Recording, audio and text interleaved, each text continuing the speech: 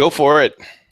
Good afternoon, everyone. It's the one, the only Senor Silverback himself, the majestic grape ape, and I'm with the man, the myth, the legend, the enigma on the road to Ruda, the one and only Pathfinder, the Gandalf of gold, the Sultan of silver, the Baron of Bitcoin himself, the man who wears his heart on his sleeve and spaghetti stains on his tie. Bix Weir. Bix, what's up, buddy? What's going on, man? I am wet. I am wet. You in California. Look, here's the thing. You guys in Cali had it so good because even though you guys had like communists that are running the state, the weather was fantastic. True. But now it's like you can't have a communistic state and then crappy weather. It just doesn't go. Like my buddy Gus Demas always says. Hey, our friend Gus Demas. Gus always says this, man. You can't have crappy weather and be a commie at the same time. Time for you to move. Are you quoting Gus Demas? I am. I like Gus. Gus I don't is crazy. I don't think we're going to start a anybody's new show. I'm going to call up Gus, and we're going to start a new show. I think I'm going to title it "Cuss with Gus." I want to be your first guest on that show because we will gladly invite you. I'm going to talk to Gus. See, remind me to talk to Gus about this. Cuss with Gus. I think it's a great show idea. It is a rarity that I get in a company where I'm like the most calm and most mellow guy. Well, until we get a few drinks in you, and then forget it. It's like you got to hold you back. Yeah, I'm on the wagon because I'm doing all this YouTube stuff. I got to lose a lot of weight and get better looking and all that stuff. Oh man, speaking of losing weight and getting better looking, I just got back from the gym and I felt like a monster, man. I was throwing around 90-pound dumbbells like they were rag dolls. I could sense it. The gorilla powers are coming back to me, Bix. I can feel it. Well, it's if you read Cliff High's latest report, those are the energies from space is coming in and affecting people in different ways. Some people are feeling very combative these days, and some people are feeling like they're human gods, which apparently you're a human god. Well, I'm feeling very tender these days and very loving. Oh, there you go. You're a sweetheart. So where do we begin today? Let's talk about the rain because I'm dealing with rain issues right now. On one hand, the rain is good. They've been chemtrailing us every day lately, like massively. I was in Vegas last weekend, and I was up on like the 39th floor watching the spraying go on, the pattern go on every single day. I'm like, oh my God. It'd start off just bright blue sky, really white sun, and then they'd start spraying about 9 o'clock, and by 3 o'clock, 4 o'clock in the afternoon, the whole sky is cloudy, and it is crazy. So the rain, when it comes to chemtrails, is actually a good thing because it basically knocks down the chemtrails, and it's not good. You don't breathe the chemtrail stuff as much, but it falls on your vegetables, which I am noticing now because I have a greenhouse, a little portable greenhouse, and I also have an area where I plant outside. The outside plants are looking very sickly and have this kind of white powdery dust type of thing on them, and it's just killing the plants. And then in the greenhouse, it's just fine. They look healthy and happy. So definitely, if you're going to do some planting this year and you're in an area that they spray a lot of the chemtrails, keep it inside, keep it in the greenhouse. You can get a greenhouse online, Amazon, for like anywhere from $50 to a couple $100. But I can tell I'm going to do a video and bring the camera out and look at the plants, exact same plants, these pepper plants that I bought. And I planted them, half of them inside and half of them outside. And the ones inside are doing great. They look good. Outside has got all kinds of crap on them. And, there's no other explanation than chemtrails. Oh yeah, there is no other explanation than that, and all the harp going on. It's unbelievable. All the harp. Yeah, isn't that what it is? Harp. They're using harp to get all the stuff all Well, yeah, I mean the clouds and all the rain and all that. Yes, they can steer the weather with harp. They can create earthquakes with harp. Mm-hmm. They can do all kinds of things with harp. I think now is more.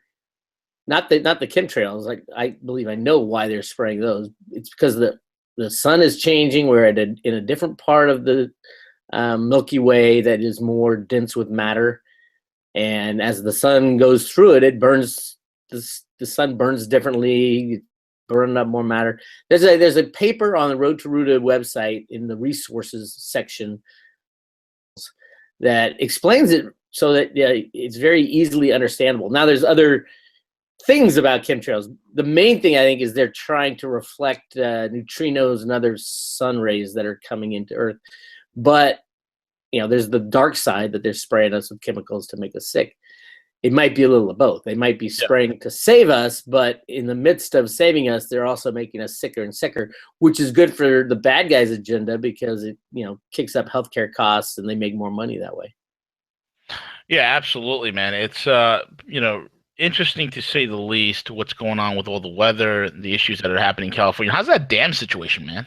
It changes daily. They keep lowering and raising the level of the lake because the spillway, what they've done is they have to open the main spillway. So they keep opening it to lower the level of the lake, but it erodes more and more. They're trying to shoot it, they have to turn on full blast to shoot it over the erosion area. But it's definitely ripping up the side of that mountain. If you throw more rain into the mix, which is happening right now, and then you have the spring runoff of record snowpack up in the Sierra, it all flows down into dams and rivers and streams above Oroville, which all feed into Oroville, and all those are at 100% capacity. So everything that comes down now or everything that runs off goes right through Oroville, the Oroville Lake and the dam. So they're going to have to keep opening and closing that spillway to keep the levels decent. According to Cliff's data, it's the rain as well as earthquake issues coming up this in the next few months, maybe. Not monster earthquakes, but enough to fracture some of the stuff potentially in Oroville, which is not good because then you got what happens if the Oroville Dam goes. It'll obviously take out a couple towns right below Oroville, but then it flows into the Delta and the Sacramento levee system and then all of California. And then you have a massive saturation right now in all the California Central Valley and snow on every single mountaintop. I told you I was in Vegas and there was snow on the mountains in Vegas. I'm sitting there like, wait a minute, what's going on here? We're in the end of April and there's snow on the peaks of the mountains right outside of Vegas. So there's going to be a lot of water problems and water logging problems. A lot of Cliff's data has long talked about molds, different kinds of molds, and that would obviously happen if it continues to be more saturated and towns get saturated because after the water goes away, the molds build, and that's not good because a lot of them get airborne, and it's just not good when you have a California full of mold, shall we say. This is why you need to move to New York. There's a lot of reasons to move somewhere. I think New York, man. We'll be New York's, well, if you read his latest report, you got 2 or 3 years before you're in the hot spot for Ice Age. So Ice Age. Oh, that'd be great. Well, at least it'll be nice and cool over here. True. You like snowboarding? I mean, that's perpetual snowboarding and skiing, man. You get a snowboard in 100 feet of ice. Okay, go for it. Well, we could start like a business where we do snowmobiles and sightseeing with polar bears and stuff. Look, who would come? Leveraging this kind of stuff, man. Who would come? They're all moving south to Florida. No, this is more extreme in his data, but definitely he has another building ice age that will come into the northern part of the United States over the next 10 years, say. Yeah. So you got a little time, but the world is changing, the earth is changing, the financial world is changing. So California is changing. No, it's not. California is getting militant. Yeah, you guys. I don't know what's more laughable. I mean, what I'm hearing right now, all the far left is out in California. They're buying all the Nerf guns as much as possible. I heard there's a shortage of Nerf guns in California.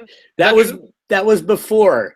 If when Trump got in, all the gun manufacturers' sales just dropped because they didn't think that anybody would be buying guns if they're not threatened that Obama or Clinton would take him away.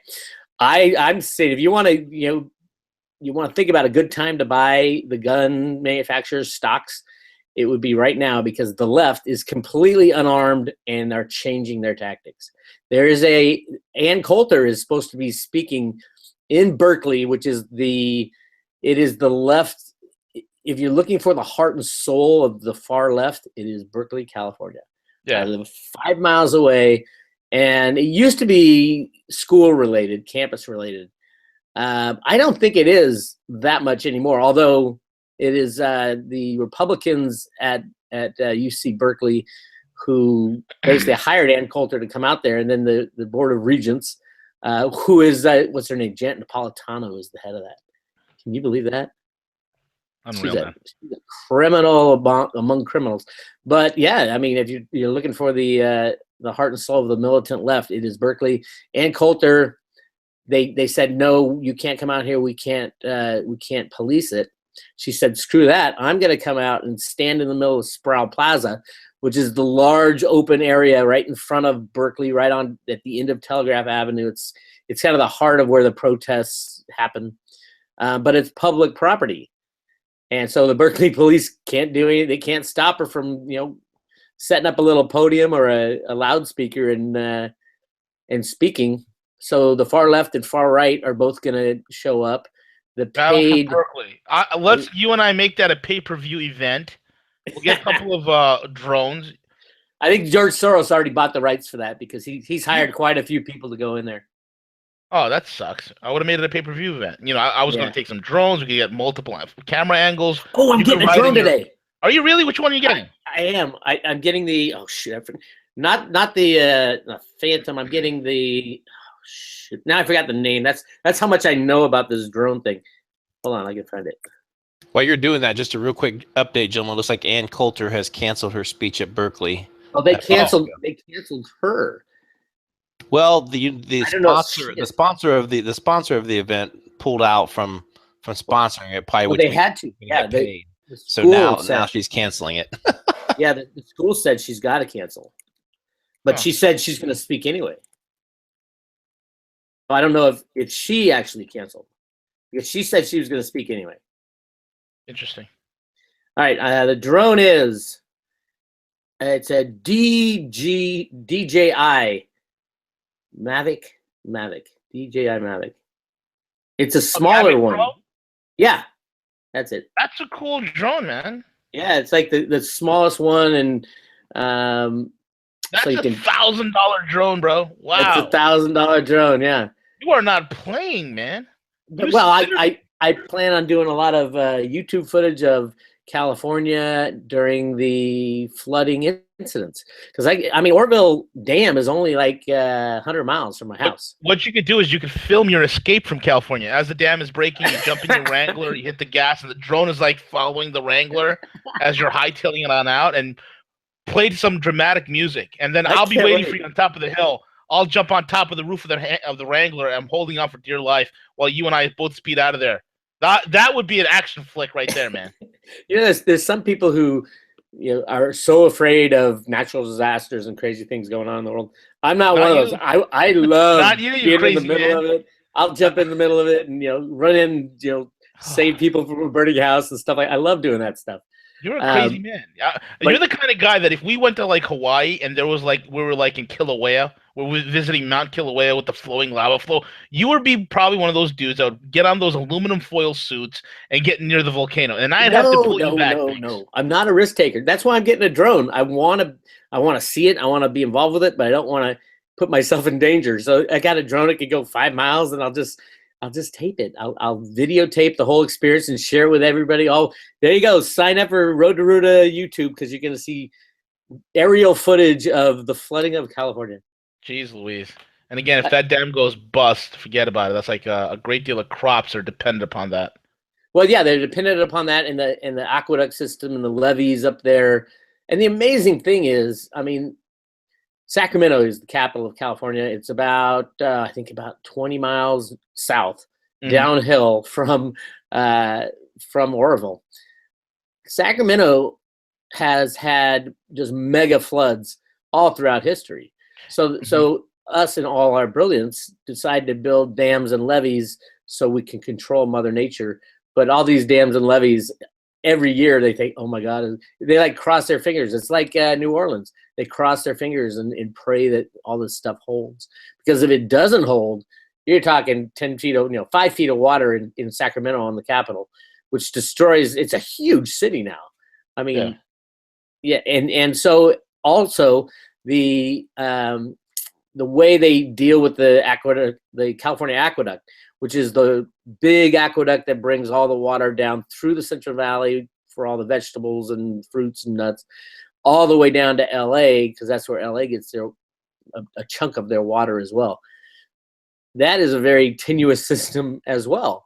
So you may have a situation where water jumps out of the boundaries of what human beings wanted it to, follow. And water, tends to be, as we see in the Oroville spillway, tends to want to go its own way.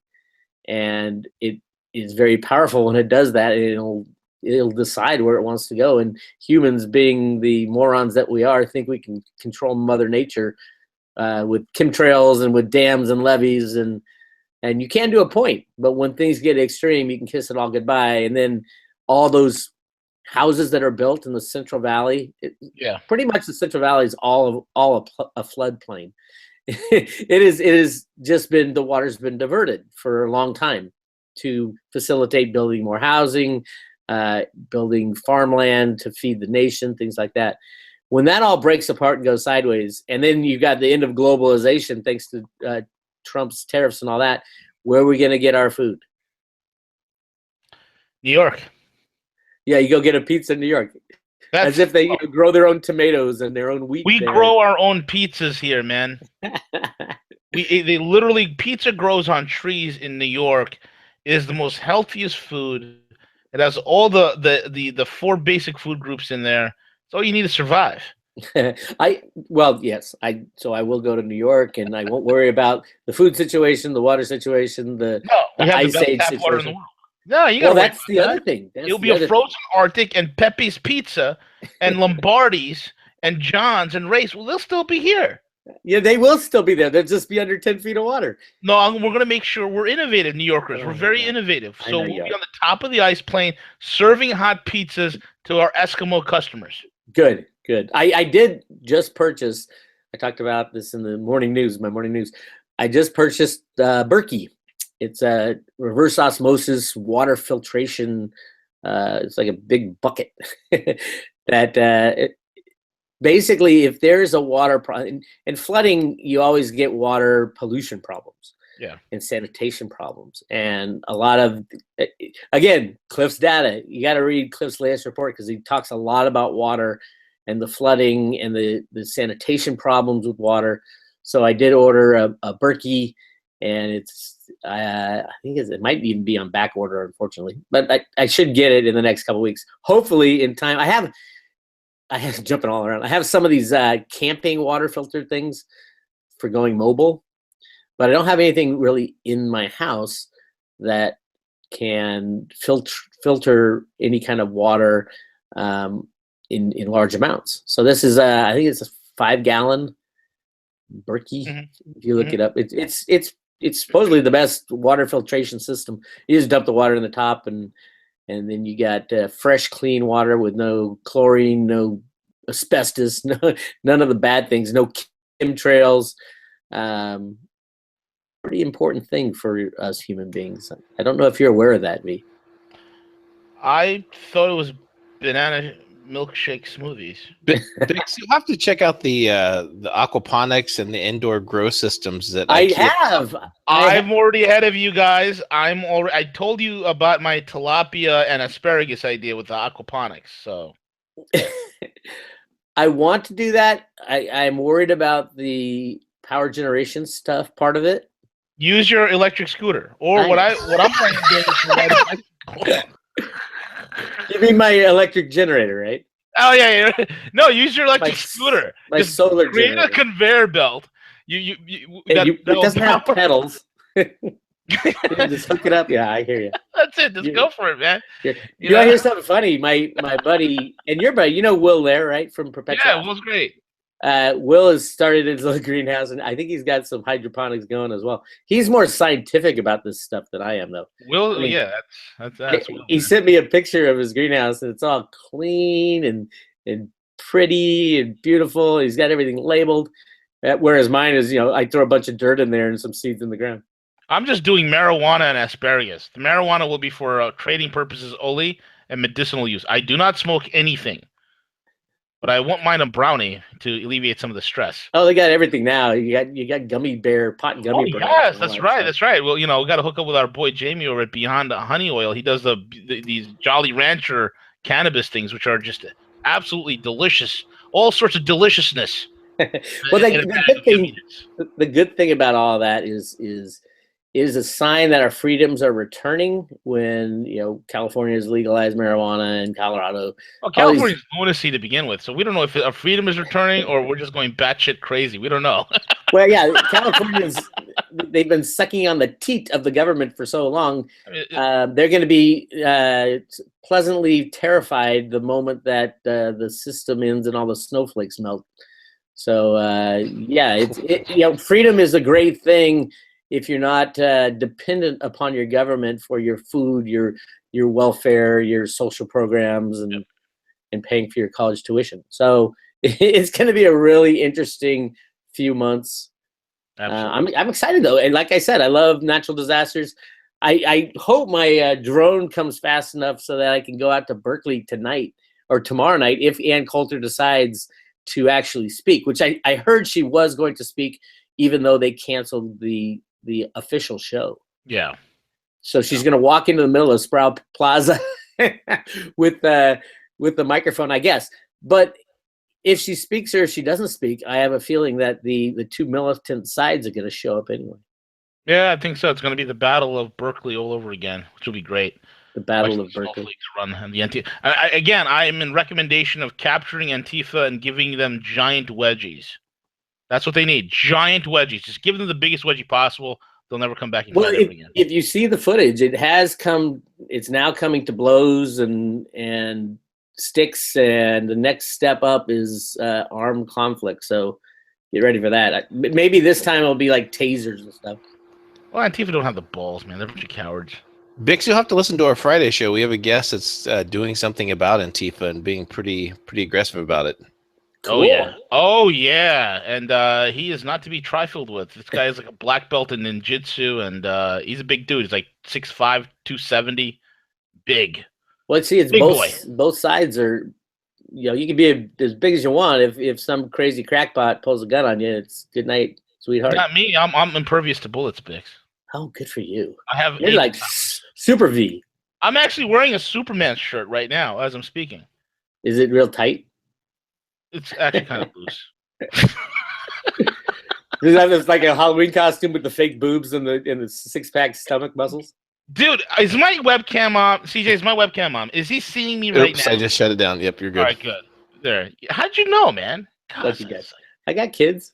There you go. Talking about bubbles, man. Stock market bubbles and destroying the dollar. Where are we with that? We're in Bubble City. The key to any implosion of stock markets or bond markets or any other bond market, you need everybody on one side and then the bubble to get blown so big that it pops.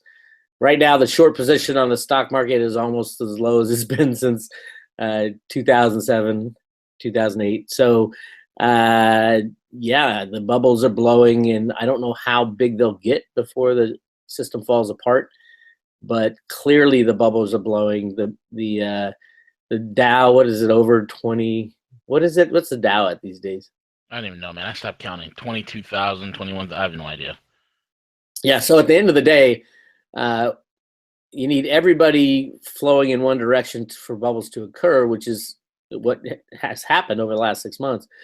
And then you need everybody to panic the moment that some problem happens. And you could pick your problem these days.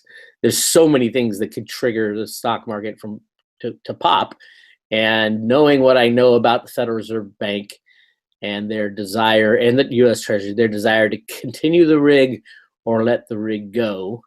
I think they're hitting that point where they're going to let the rig go and let the pieces fall where they may, which means they're not going to have to worry about all the stuff that's going on in the markets as far as bubbles and the getting rid of all the toxic assets.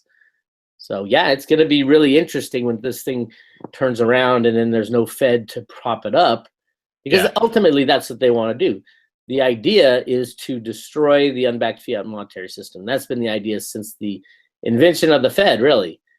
Not the invention of the Fed, but yeah, since 1913, that was always the plan.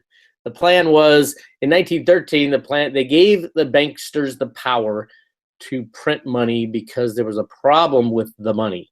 And the problem with the money, I believe, this is the Bix Weir theory, why Woodrow Wilson gave the power of money to the banksters, to the central banks, was because there was a gigantic gold find. And I talk about this all the time.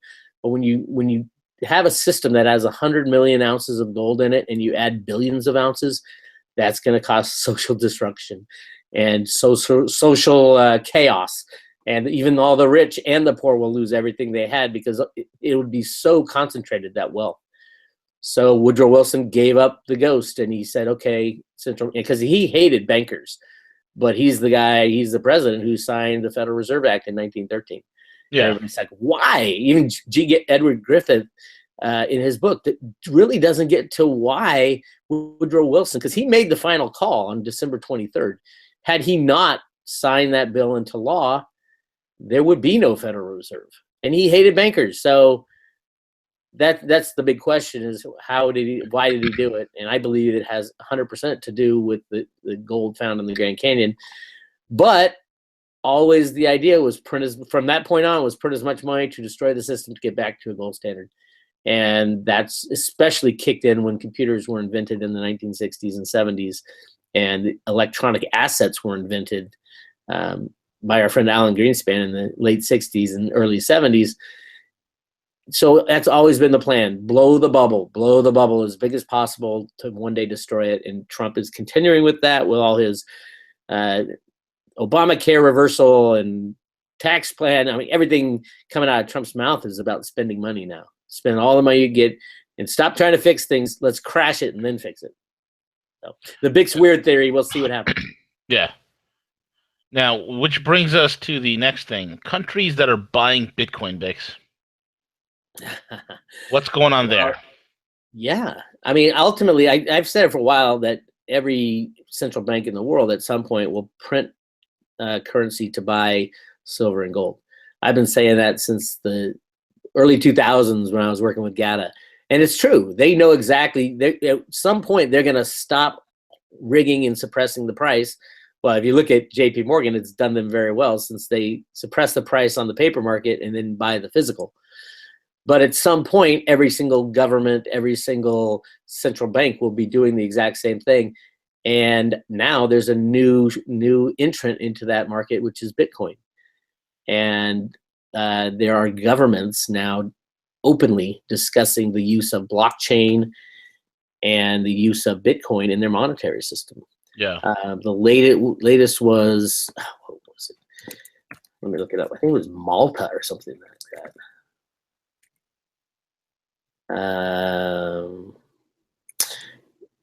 Yeah, Malta rolls out ambitious strategy for blockchain technology. So this is it's a countries will be all doing it right now. China and the U.S. are basically preparing the landing pad without talking about it much. If you look at China, they cleaned up their exchanges fairly quickly, their Bitcoin exchanges, and now the volumes are at almost nothing. The volumes are where they should be. They should be at almost nothing. So yeah, every country in the world, imagine every country in the world saying, oh my God, the unbacked fiat system is imploding. Nobody really has the monetary authority to say this is what we're going to use next. But by the way, there's always gold and silver, and there's this new thing called Bitcoin and the blockchain technology that doesn't need a decider. And that's the key to Bitcoin. Two keys, the most important things of Bitcoin is, one, it doesn't need a decider. There's no centralization of power. And number two is that it is a fixed supply. 21 million coins will ever be created. That is, I mean, the fixed supply thing, nobody matches that.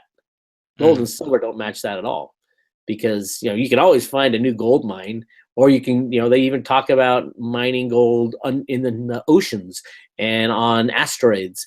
And if we believe that the U.S. has a secret space program, which I absolutely believe, they can mine gold and silver on other planets. Bitcoin, on the other hand, by definition, 21 million coins. Now, if there's a split in a fork in the blockchain, you'll have two different Bitcoins. That's, you know, what they're worried about, which is what happened to Ethereum. But you're going to have the same amount of each. So the people who are in it is not going to have to worry. You've got the same amount of each coin, and then whichever coin is the right solution, that will run off and be the main one, and the other one will usually peters out and die. Although Ethereum, the Ethereum Classic, is still around. So yeah, lots going on with the potential for Bitcoin. And look at Bitcoin, the price is what, over $1,300 now. I mean, it's amazing. If you look at the last 3-4 months. Yeah. It's truly remarkable. Last 2 years. Or Ethereum.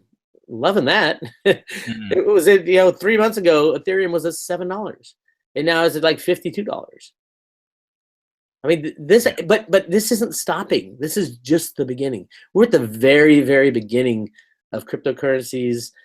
And at one point, even gold and silver will run when the manipulation ends.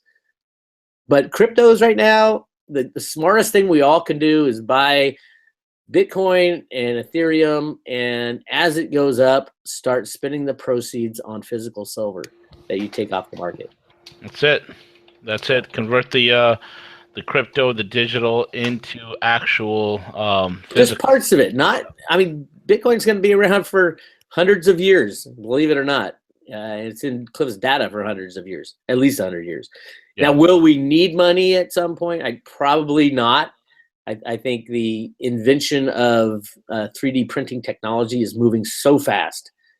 And that is a real key to whether or not humanity needs to use money for the daily usage type stuff, for food and shelter. And 3D technology is one of those technologies that, if you think about the internet, and it's been around for maybe World Wide Web came out in the 90s. I mean, that was not that long ago.